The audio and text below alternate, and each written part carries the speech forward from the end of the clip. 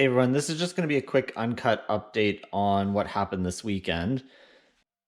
You can see the wheel is off, I'll get to that. What I did yesterday is I went through and basically everywhere, and you might be able to see it here, but drilled all the shafts, maybe 100 thou deep or so, just to get the set screws that I'm using to hold these on pinned. So I did that both on the shafts here for the mounts for the wheels, but also all of the gears as well.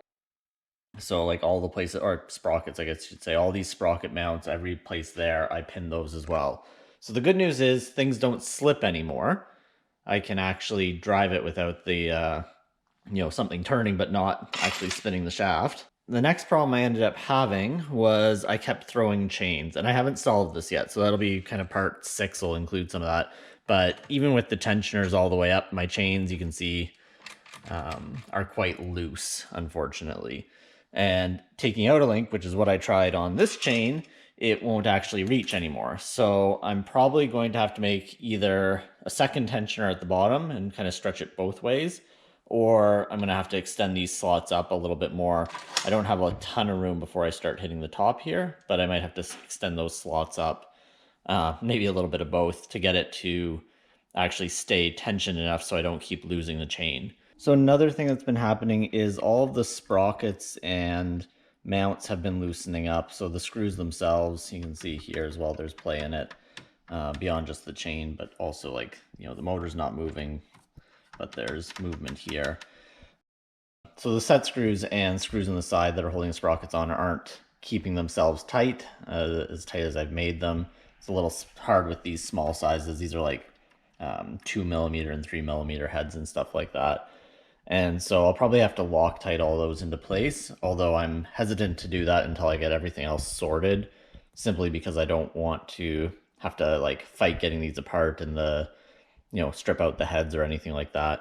So the other thing that happened, I had it out for quite a bit of a drive, and it turns out these wheel hubs are actually press fit. You can see here, I'm able to turn that, but the wheel is not turning.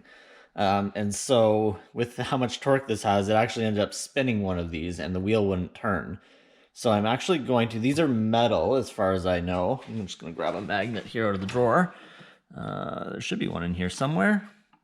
Yes, right there. So these are magnetic, so they're steel. You can see there.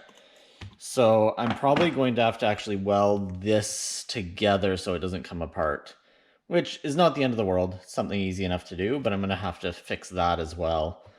So a couple of things that have cropped up, and it's part of the trial and error of building one of these things. You do end up figuring out where the weak points are and just have to keep fixing them one at a time.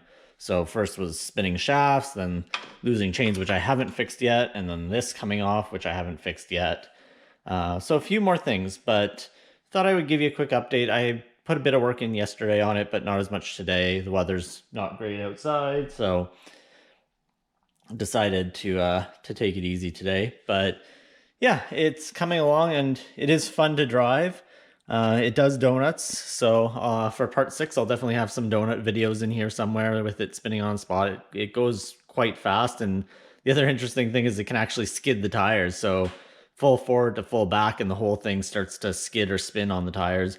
You might be able to, even on this one, see a bit of the wear already starting, so kind of cool in that sense. But anyway, that's all for today. Just a quick update. Wanted to let you know what I was working on and how it went over the weekend here. So thanks for watching, and subscribe if you aren't already to see part 6. See you next time.